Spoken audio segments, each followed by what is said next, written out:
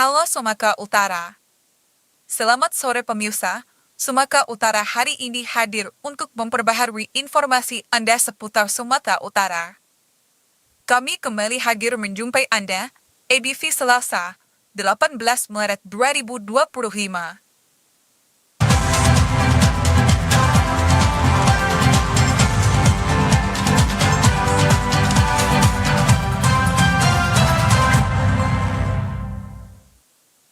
Gempa bumi berkekuatan magnitudo 5,5 mengguncang wilayah Tapanuli Utara, Provinsi Sumatera Utara pada Selasa 18 Maret 2025 pada pukul 5.22 waktu Indonesia Barat. Gempa mengakibatkan satu warga meninggal dan merusak sejumlah fasilitas umum.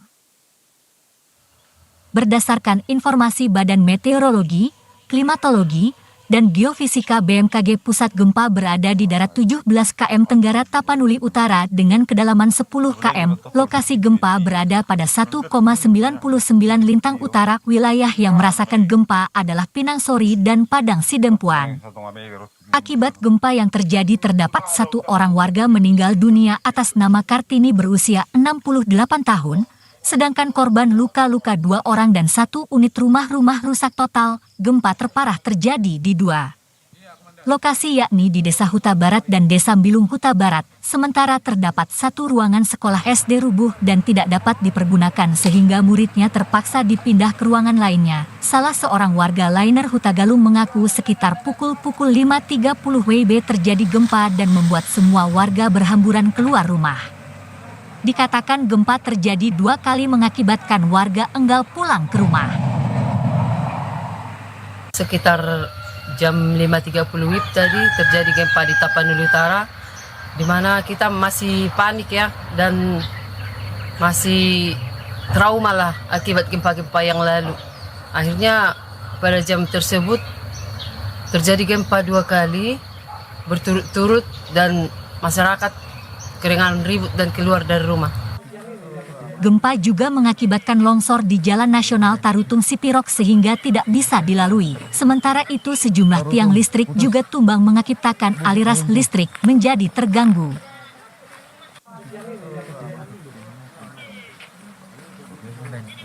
Gempa di Kabupaten Tapanuli Utara secara berturut-turut mengakibatkan akses jalan dari Tarutung menuju Sipirok dan sebaliknya lumpuh total. Dampak dari gempa bumi, di jalur lintas Sumatera arah Pahai menuju Siporok terjadi longsor, seperti di jalur Onan Hasang Lobu Pining, Jembatan Aik Nam Limbung, serta di arah Jalan Pahai menuju Sipirok sepanjang 100 meter lebih, tertimbun tanah dan material longsor. Pasca gempa selain terjadi longsor di sejumlah ruas jalan juga mengalami retak. Untuk penanganan di lokasi longsor, sedang dilakukan penanganan upaya pembersihan material longsor dengan alat berat. Hingga saat ini, kondisi belum dapat ditangani, dikarenakan akses di lokasi pertama belum terbuka, dan akses jalan nasional hingga saat ini dari Tarutung menuju Sipirok, dan sebaliknya masih lumpuh total dan tidak dapat dilalui. Namun masih terus dilakukan upaya pembersihan material pada bahu jalan.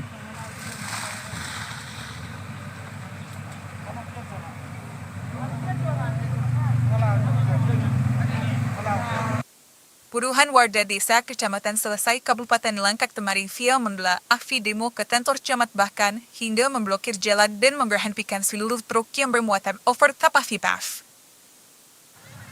Aksi demo masyarakat ini sudah berulang kali dilakukan, namun tampaknya tidak ada tindakan dari aparat pemerintah setempat. Rusaknya jalan sepanjang puluhan kilometer yang menghubungkan Kecamatan Selesai menuju Kabupaten Langkat dan Kota Binjai ini sudah dirasakan masyarakat selama puluhan tahun.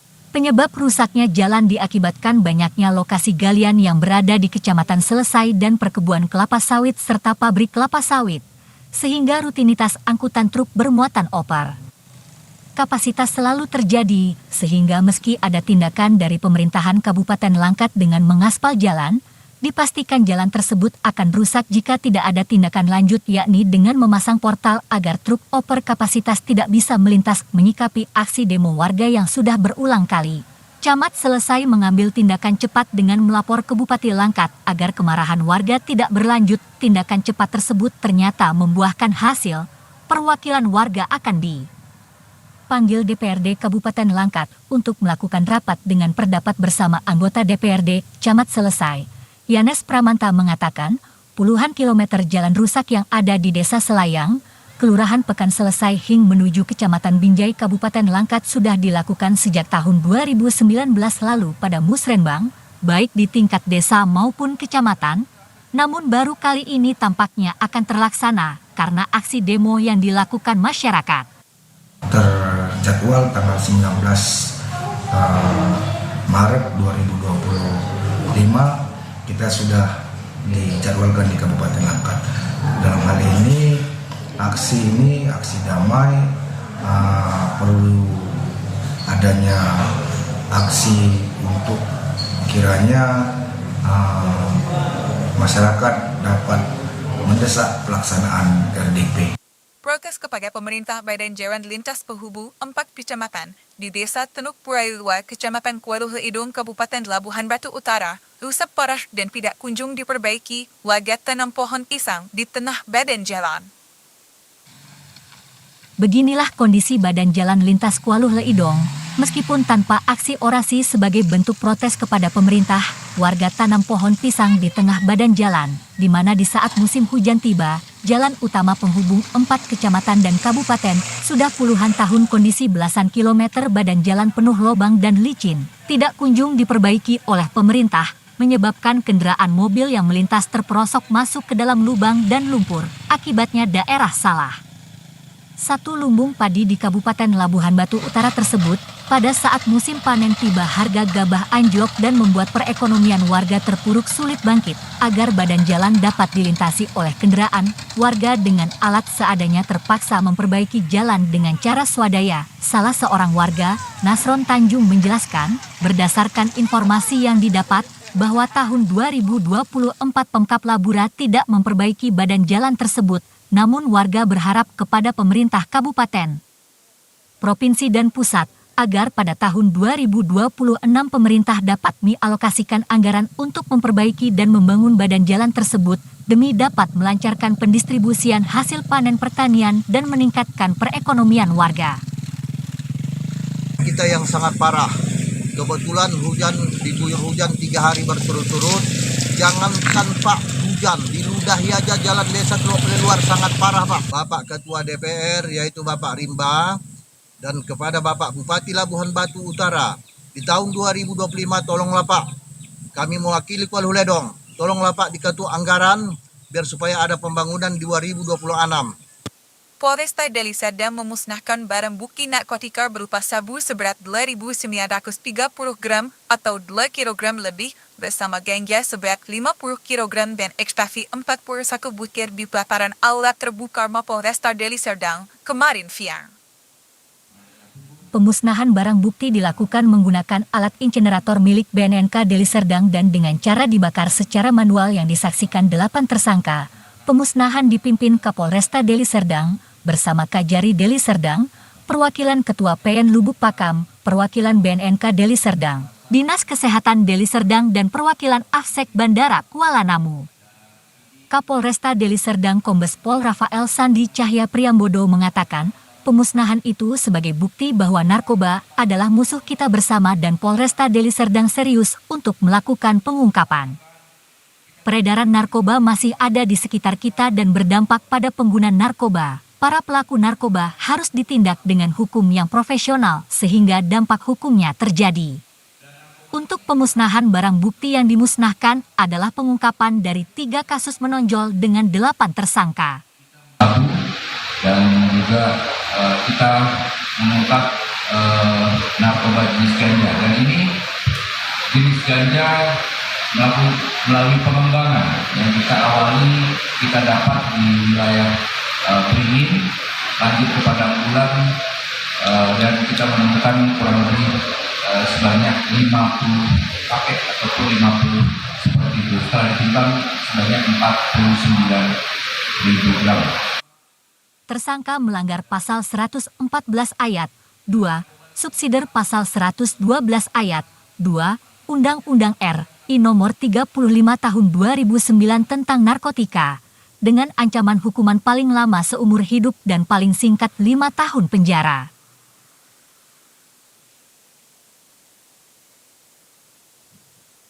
Kantor Imigrasi Kelas 2 Kota Sibolga mendeportasi 3 warga negara asing asal Tiongkok lantaran melanggar ketentuan administrasi keimigrasian. Ketiga warga negara asing asal Tiongkok yang dideportasi kantor imigrasi kota Sibolga tersebut masing-masing berinisial LM, PZ, dan XZ. Ketiganya nanti akan dideportasi melalui Bandara Kuala Namu, Medan. Kepala Kantor Imigrasi Kota Kelas 2 Kota Sibolga Akbar Dorojatun menjelaskan ketiga warga negara asing asal Tiongkok itu diamankan petugas imigrasi Sibolga pada pekan lalu tanggal 11 Maret dari sebuah penginapan di Kota Pandan, Tapanuli Tengah. Selain itu, berdasarkan hasil dari pemeriksaan terhadap ketiga warga negara asal Tiongkok itu di kantor imigrasi kelas 2 Kota Sibolga menjelaskan bahwa kedatangan mereka ke Indonesia pada akhir bulan Februari lalu untuk melakukan kegiatan bisnis akan tetapi sama sekali tidak dilakukan, malah sebaliknya melakukan pernikahan dengan warga Indonesia.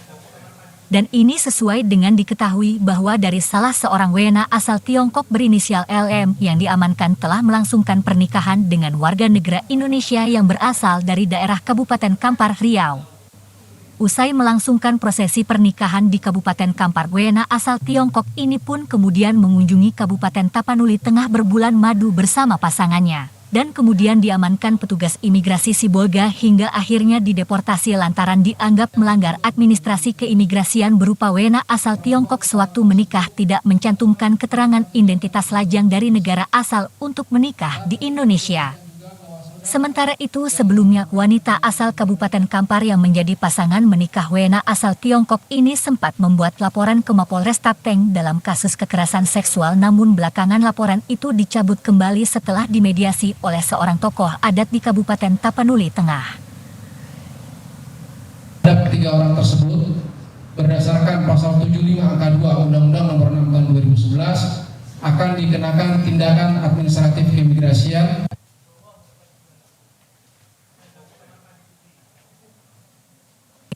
Pemirsa, kami akan segera kembali dengan sejumlah informasi lainnya. Tetaplah bersama kami di Sumatera Utara hari ini.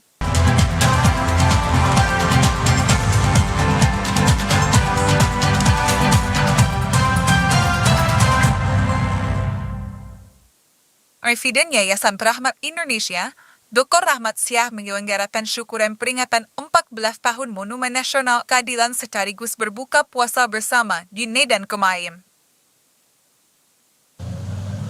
Syukuran peringatan 14 tahun Monumen Nasional Keadilan mengambil tema "Jika keadilan belum ditegakkan maka sulit kedamaian diciptakan", dilaksanakan di Museum Rahmat Galeri Medan, dihadiri sejumlah tokoh masyarakat Sumatera Utara, alim ulama, tokoh pemuda dan elemen organisasi kemasyarakatan. Presiden Yayasan Rahmat Indonesia Dr. Rahmat Syah mengatakan, keberadaan Monumen Nasional Keadilan sebagai motivasi penegakan keadilan seluruh elemen bangsa untuk terciptanya kedamaian dan kemakmuran. Alhamdulillah hari ini semuanya hadir dan juga berharapan banyak untuk ke depan saling tolong-menolong, menjadi citra, menjaga citra dan juga menjadi contoh tauladan, terutama dalam menegakkan keadilan. Semoga kita telah diberi segalanya oleh Tuhan Maha Kuasa, tinggal bagaimana kebersamaan menciptakan keadilan untuk kesejahteraan anak cucu dan citra bangsa dan negara. Terima kasih. Terima kasih. Syukuran peringatan 14 tahun Monumen Nasional Keadilan ditandai dengan pemotongan nasi tumpeng oleh Presiden Yayasan Rahmat Indonesia Dr. Rahmat Syah.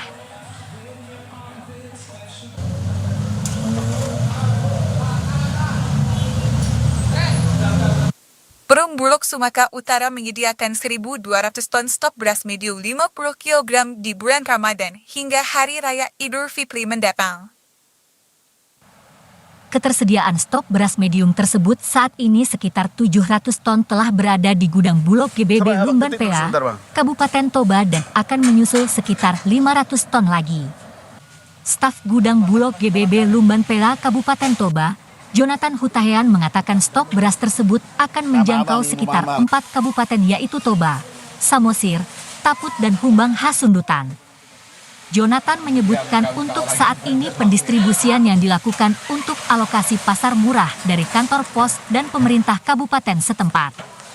bahwa pendistribusian untuk kios yang telah terdaftar sebagai anggota RPK pasokannya sementara dihentikan pada bulan Ramadan ini dan masih difokuskan untuk alokasi pasar murah yang digelar masing-masing pemerintah kabupaten. Jonathan juga menyampaikan hal ini merupakan upaya pihak Perumbulok untuk membantu masyarakat dalam mendapatkan kebutuhan pokok dengan harga terjangkau. Demikian juga dengan harga beras medium masih sekitar 12.500 per kilogramnya yang tersedia di gudang Bulog GBB Lumban PA saat ini.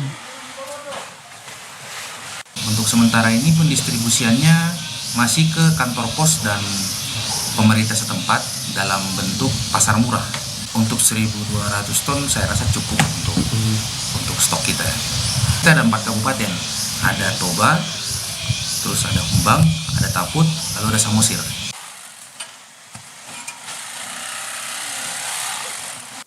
Pemirsa, kami akan menghadirkan sejumlah informasi dalam segmen Serba-Serbi Ramadan 1446 Hijriah. Tetaplah bersama kami di Sumatera Utara hari ini.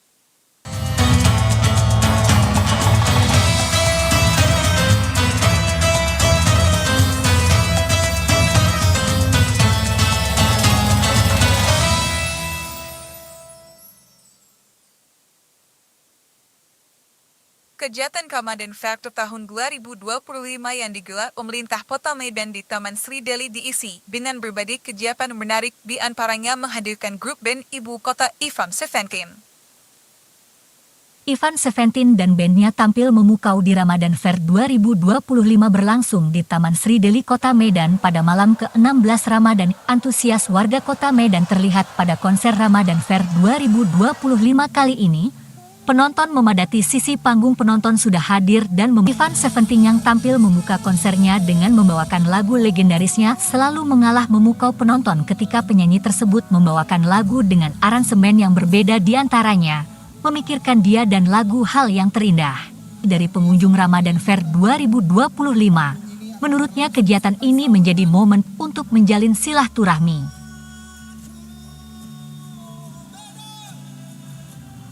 Dengan kondisi yang ada ini dan dengan keadaan yang lebih baik lagi, semoga Medan yang berkah, Medan yang bertuah akan membawa perubahan yang lebih baik di bawah kepemimpinan Bapak Riko dan Bapak Jaki. Guna memperkuat iman dan takwa, ratusan warga asrama Grugur kemarin melaksanakan salat tasbih di bulan Ramadan di Masjid At-Taqwa Jalan Karanpina Ujung, Kota Medan.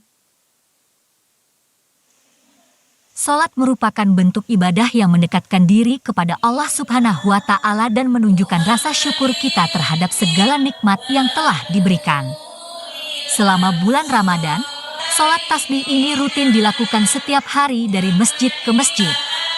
Diawali dengan melantunkan sholawat dan membaca surat Yasin, salat tasbih ini kemudian dilaksanakan dengan 4 rakaat sekali salam, dilanjutkan zikir dan istighfar dan ditutup tausiah.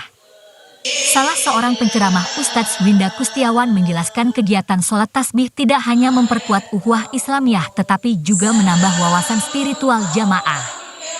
Dikatakannya bahwa sholat ini dilakukan sekali seumur hidup dan tentunya diharapkan orang yang sudah sholat tasbih harus berubah sikap, perilaku dan hidupnya serta rezekinya. Selain itu, sholat tasbih adalah sholat sunnah yang terkuat dari sholat sunnah lainnya. Maka kata Nabi, kalau tidak bisa sholat 1 tahun sekali, maka sekali seumur hidup. Karena tasbih itu maknanya dari kata sibaha yang artinya berenang. Berenang itu melakukan pergerakan. Jadi pergerakan itu ada perubahan.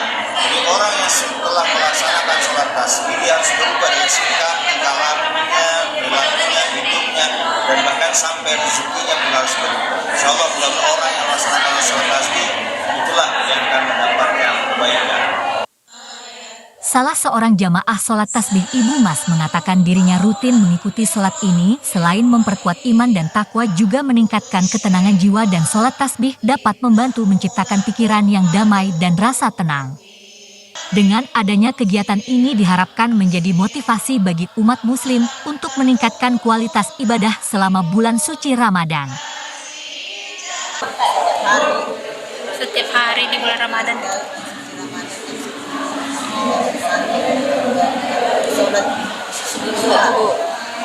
sebelum sholat zuhur. Oh iya. Terus ibu rutin nggak sholat tasbih ini bu di tahun ini?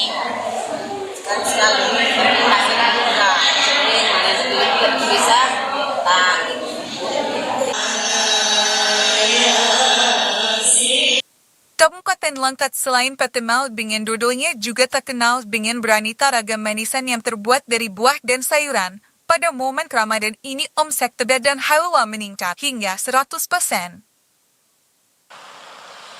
Masuknya bulan suci Ramadan dan menjelang Hari Raya Idul Fitri, para pedagang halwa yang berada di Kecamatan Stabat, Kabupaten Langkat, mengalami kenaikan omset. Tidak tanggung-tanggung pada bulan yang penuh berkah ini, penjualan manisan halwa mengalami peningkatan hingga 100%. Manisan yang kerap disebut dengan halwa ini berasal dari aneka buah, sayuran, hingga cabai merah. Ragam bahan buah tersebut diantaranya pepaya, nenas atau wortel, asam gelugur, terong, serta berbagai jenis buah lainnya. Namun pernahkah Anda merasakan manisan dari daun pepaya yang notabene berasa pahit? Atau manisan dari cabai merah yang pedas?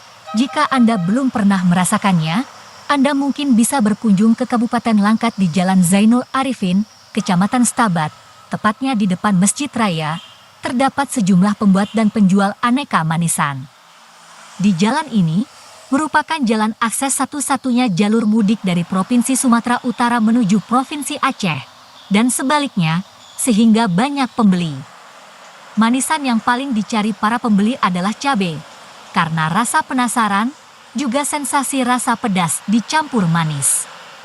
Harganya relatif lebih mahal, yakni Rp120.000 per kilogram, sedangkan manisan halwa lainnya hanya berkisar Rp70.000 hingga Rp80.000 per kilogramnya. Pembuatan manisan halwa cabai merah ini sama seperti pembuatan manisan lainnya. Cabai merah yang telah dibersihkan, dikeluarkan semua biji di dalamnya, kemudian cabai merah direbus dalam larutan kapur untuk menghilangkan unsur getahnya. Setelah itu, direndam air gula selama 2 hari. Warga di Kabupaten Langkat sudah terbiasa membuat manisa halwa, terutama di bulan puasa, karena halwa merupakan panganan khas saat bulan Ramadan dan Lebaran. Salah seorang pedagang Astuti mengatakan, setiap bulan suci Ramadan dan Idul Fitri, para pembeli halwa selalu meningkat. Halwa ini yang disediain bermacam ragam bang. Ada pepaya, ada asam gelugur, ada cabai, buah rinda, wortel, kacang panjang, buah pala, jagung muda. Yang paling banyak dulu asam gelugur, ulang kaling, sama buah pepaya bang. Peningkatannya di hari biasa sama mau lebaran gitu ada sampai 200% peningkatan. Buatnya itu nggak terlalu lama, cuman dia tuh kadang mau dia nggak jadi gitu.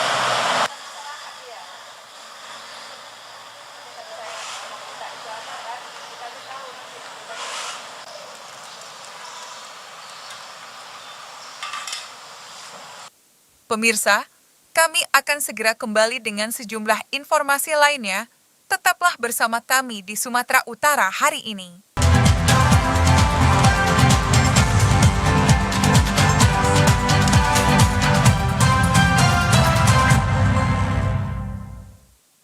Pemirsa, berikut kami sampaikan informasi yang telah kami rangkum dalam segmen Suara Andalas.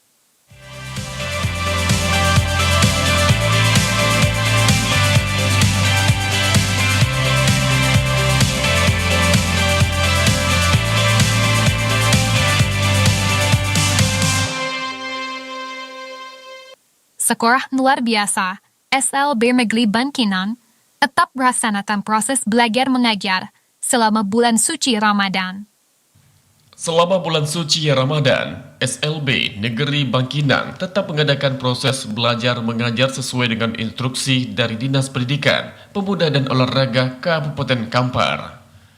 Untuk kelas yang diliburkan hanya kelas 1 dan 2 SD, sedangkan kelas 3 dan kelas 6 SD, dan kelas 7 hingga kelas 9 SMP tetap melaksanakan proses belajar dan melaksanakan ujian tengah semester.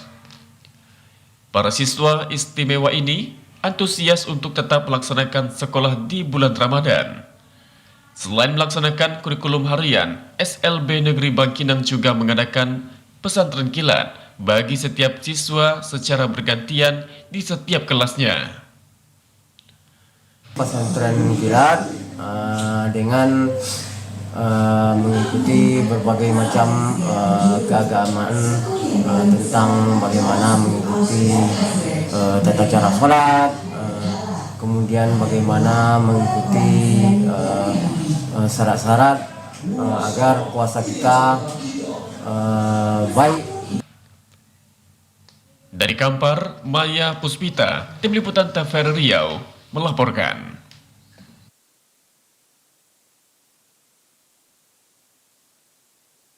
Penyandang disabilitas tunanetra aktif mengikuti pesantren Ramadan. Tidak hanya peningkatan spiritual, penyandang tunanetra juga diberikan pembekalan untuk meningkatkan kemandirian. Mengisi waktu dengan pendalaman ilmu yang bermanfaat, pesantren Ramadan tidak hanya dilakukan oleh anak SD, pelajar SMP, dan siswa SMA, namun juga penerima manfaat atau penyandang disabilitas tunanetra di UPTD PSBN Tuah Sakato Padang. Lebih kurang sebanyak 50 orang penerima manfaat atau penyandang tunanetra dengan rata-rata usia 15 hingga 40 tahun, aktif mengikuti pesantren Ramadan dengan menghadirkan pemateri yang menunjang ilmu agama seperti tauhid hingga kemampuan terkait kemandirian. Salah satunya ialah penyandang disabilitas juga diajarkan terkait perkembangan digitalisasi dengan adanya e-money.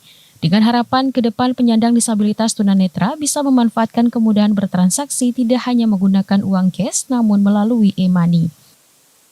Nah, anak-anak kita diajarkan juga nih perkembangan digital dalam keuangan. Bahwasanya uang nih nggak hanya dalam bentuk fisik lagi gitu kan. Uang nih udah ada loh, uang digital gitu. Jadi mereka juga walaupun kita mungkin di sini saya lupa tadi menjelaskan bahwasanya klien kita di sini penyandang tunanetra. Jadi mereka juga harus paham dan mengikuti perkembangan zaman bahwasanya uang nggak hanya dalam bentuk fisik tapi uang juga ada dalam bentuk digital. Nah, ini akan lebih memudahkan mereka nanti dalam bertransaksi sehari-hari.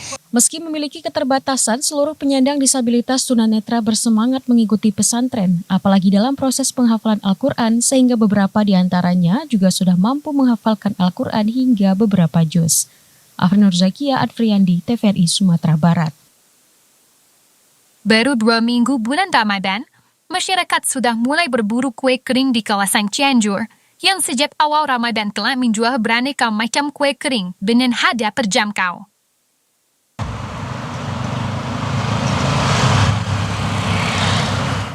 Kue kering setiap momen hari Lebaran menjadi salah satu pilihan utama masyarakat untuk disajikan kepada para tamu dan kerabat. Kue kering ini juga menjadi kebutuhan yang harus ada saat hari Lebaran Idul Fitri. Pada Lebaran 1446 Hijriah, pelaku usaha kue kering sudah mempersiapkan beraneka macam kue kering, mulai dari nastar, kue coklat keju, kue salju, kastengel, kacang-kacangan, coklat, dan keripik. Diakui Piki selaku pelaku usaha kue kering, sejak awal Ramadan telah mempersiapkan bermacam kue kering yang disukai masyarakat. Untuk tahun ini tidak berbeda jauh dengan Lebaran tahun lalu, karena setiap Lebaran permintaan kue kering meningkat 100%, sehingga pihaknya selalu menambah pekerja. Para pekerja ini lebih banyak berasal dari para ibu rumah tangga yang ada di sekitarnya. Mengenai kualitas dan harga kue kering tetap sama meski permintaan meningkat. Kalau untuk bentuk kuenya kita tidak ada inovasi sama seperti kemarin. Dan kalau untuk harga-harganya ada kenaikan sendiri karena ada bahan baku yang naik kan. Jadi kita naikin sedikit untuk harganya. Inovasi baru ini kenapa nih? Untuk membuat nyaman konsumen dengan parkirnya lebih luas dan ya tempat baru, suasana baru. Tapi kita prediksi sampai berapa banyak kue yang terjual? Tidak bisa diprediksi karena kalau untuk Idul Fitri ini kan mayoritas jadi memang lebih banyak dari biasanya. Masyarakat yang biasa membeli kue kering di sini mengungkapkan, untuk tahun ini mereka tidak perlu lagi mengantri karena lokasi parkir dan tokohnya lebih besar. Juga berharap kualitas kue kering tetap dijaga, kalaupun naik tidak begitu besar. Sering setiap tahun pasti belanja di sini. Udah langganan ya Din gitu? Langganan, rasanya lemak. Apa yang tidak cari nih?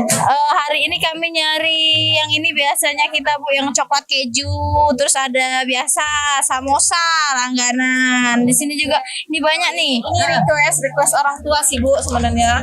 Kalau orang tua kan biasanya kue rambut satu kacang. Harganya di sini murah Bu dibanding kalau kue-kue kekinian sekarang kalau toples-toples kan dikit ya. Di sini banyak, murah pula masih. Mbak sudah belanja apa Mbak? Nastar isi apa? Nanas Ini tidak tahu apa dia ini namanya. Iya, coklat keju. Sama putri salju kan? Kenapa belanja di sini? Ini kan baru buka ini kan tahun ini. Kalau yang sebelum-sebelumnya kan di ruko itu.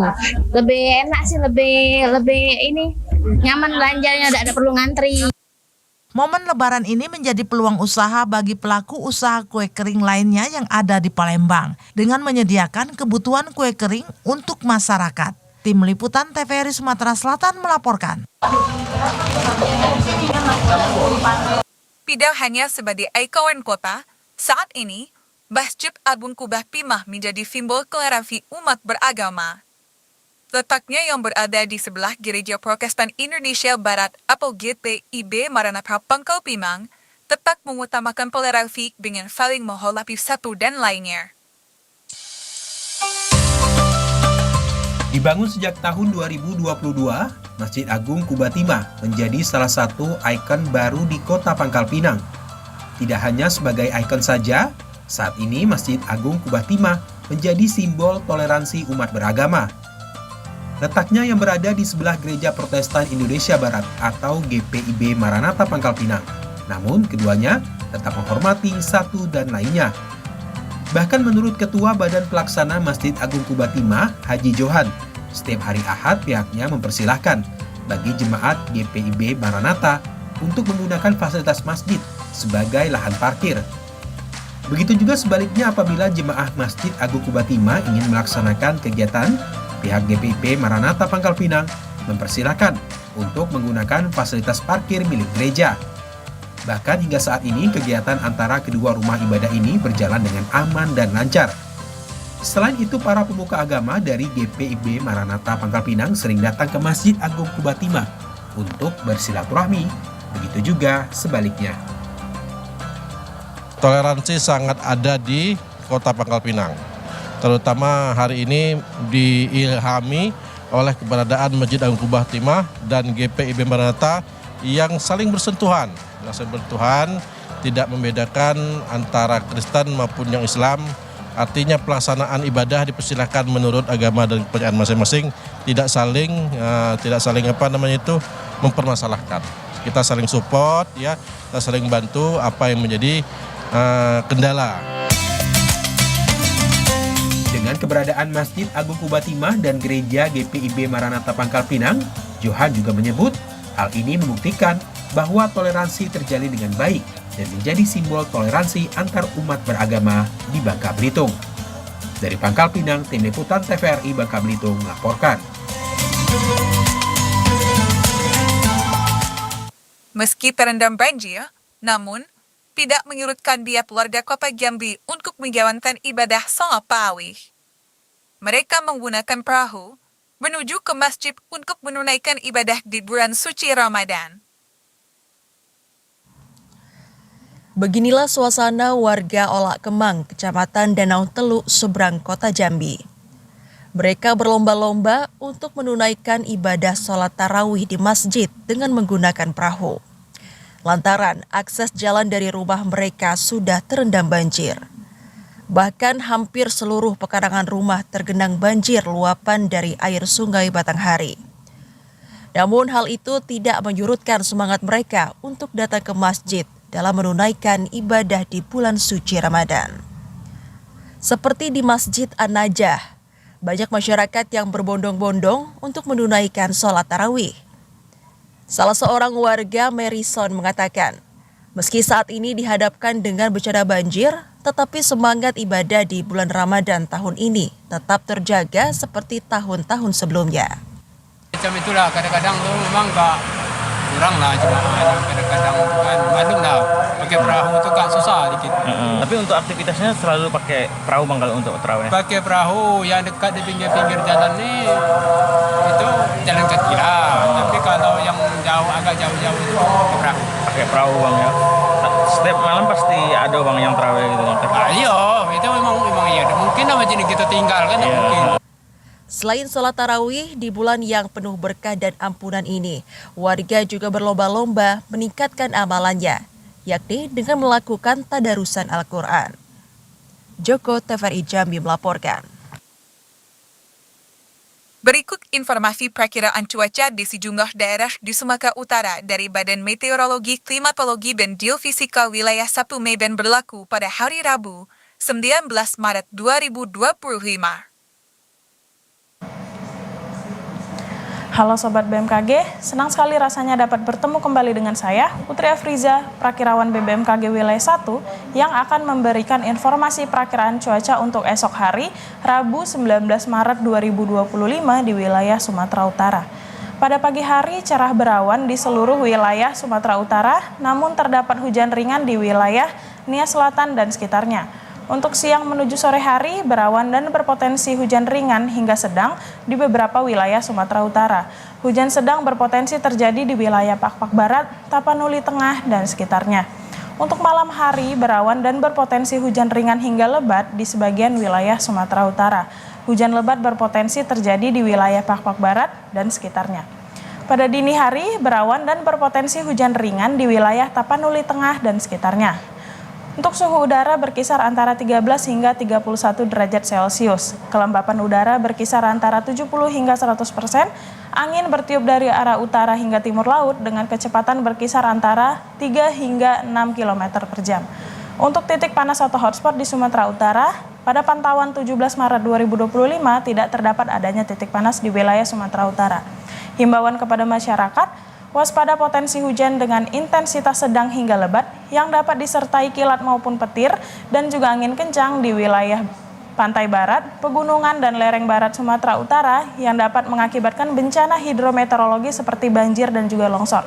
Demikian yang dapat saya sampaikan, semoga bermanfaat dan terima kasih. Pemirsa, demikian Sumatera Utara hari ini. Seluruh kerabat kerja yang bertugas mengucapkan terima kasih atas perhatian Anda. TCRI, Media Pemersatu Bangsa. Selamat sore dan sampai jumpa.